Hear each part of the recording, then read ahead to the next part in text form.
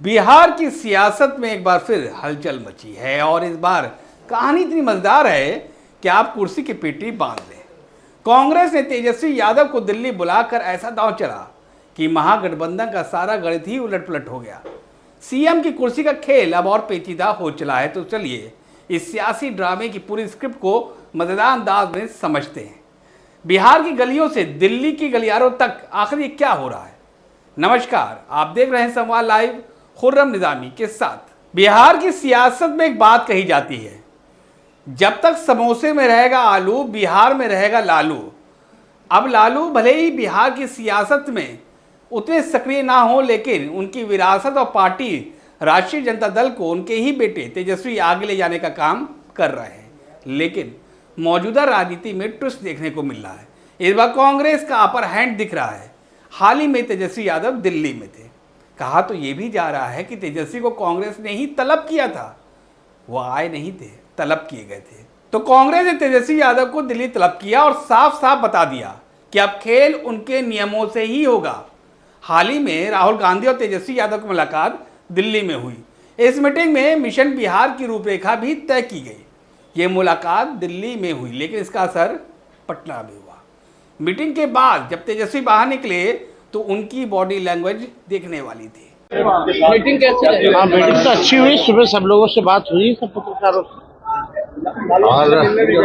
और सब राष्ट्रीय अध्यक्ष जी से भी, गांधी जी से भी मुलाकात हुई है और पहले से सेहत का सुधार है काफी। और हमको लगता है कि जल्द पूरी तरह से स्वस्थ होकर के जो है वापस पटना आ जाएंगी। 17 को पटना में मीटिंग, 17 को पटना में मीटिंग आपने तो पहले से तो था 17 का।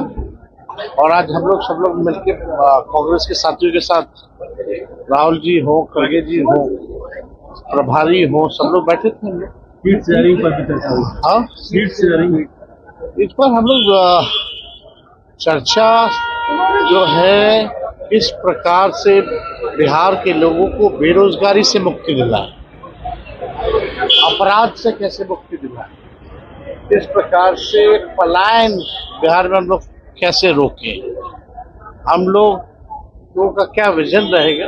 तो लोग चर्चा तो होती रहती है। कोई पहली बार तो मुलाकात है नहीं उन लोगों से, लगातार मुलाकात होती रहती है। सीएम फेस को लेकर वो बैकफुट पर थे। बोले, सीएम फेस के लिए आप लोग चिंता मत करो, ये चुनाव से पहले होगा या बाद में होगा ये हम आपको बता देंगे। अरे भाई, ये क्या बात हुई? पहले तो आरजेडी चिल्ला चिल्ला कर कह रही थी कि तेजस्वी बिहार का अगला सीएम फेस हैं, और अब ये कंफ्यूजन किस बात की? तो भैया, पहले तो पूरी आरजेडी तेजस्वी को सीएम बनाने की कसमें खा रही थी, लेकिन अब सीएम फेस ही अलग राग अलाप रहा है, तो फिर पार्टी क्या बोले। तो वहीं कांग्रेस के एक फैसले ने यह भी साफ कर दिया कि पार्टी में सहयोगियों के खिलाफ बस जुबानी नहीं चलेगी। कांग्रेस लीगल सेल के उपाध्यक्ष यशवंत कुमार द्वारा मीडिया में राजद नेता तेजस्वी यादव को लेकर दिए गए विवादित बयान पर बिहार प्रदेश ने कार्रवाई कर दी। बिहार कांग्रेस के मीडिया विभाग के चेयरमैन राजेश राठौड़ ने बताया कि पार्टी ने उनके बयान को गंभीरता से लेते हुए कार्रवाई की है। उन्हें गोपालगंज में पार्टी की भीम शक्ति संवाद के लिए पर्यवेक्षक पद से हटा दिया गया है। बोले थे तेजस्वी के खिलाफ बर्दाश्त हुआ राहुल को, तो बयान के लिए उन्हें कारण बताओ नोटिस भी जारी कर दिया गया। ये वाकया तेजस्वी और राहुल की मुलाकात से एक दिन पहले का है। अब आप समझ लीजिए कि राहुल गांधी ने किस तरीके से तेजस्वी पर अपर हैंड लेने की कोशिश की है और ये क्या मैसेज दे रही है। लेकिन मुलाकात हुई तो बात क्या हुई? कहा तो ये भी जा रहा है कि इस बार कांग्रेस दबाव में नहीं बल्कि दबाव में लाने का काम कर रही है। बिहार विधानसभा में 243 सीटें हैं। कांग्रेस इन सीटों को नए सिरे से मथ चुकी है। कांग्रेस को मालूम है वो किन सीटों पर मजबूत है और किस पर कमजोर। बताया तो ये भी जा रहा है कि इस बार कांग्रेस 70 से कम सीटों पर मानने वाली बिल्कुल भी नहीं है, और इतना ही नहीं, सीटें भी अपनी ही पसंद की होगी, यानी जहां जीत की गारंटी वहां कांग्रेस का प्रत्याशी। लेकिन कांग्रेस अचानक इतनी एग्रेसिव कैसे हो गई और बिहार को लेकर उसकी स्ट्रेटजी क्या है?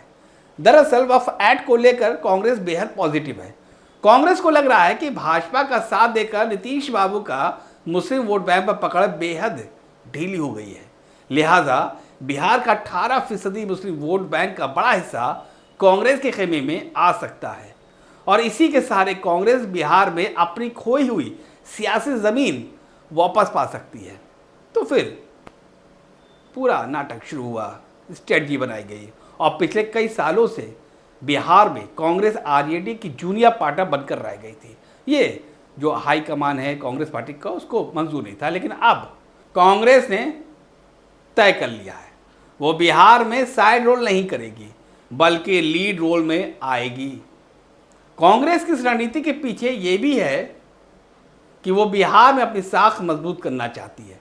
अगर वो 70 सीटें लेकर अच्छा प्रदर्शन करती है तो उसका सियासी कद बढ़ेगा, और अगर सीएम फेस का फैसला चुनाव बाद होता है तो कांग्रेस के पास भी बार्गेनिंग की ताकत होगी।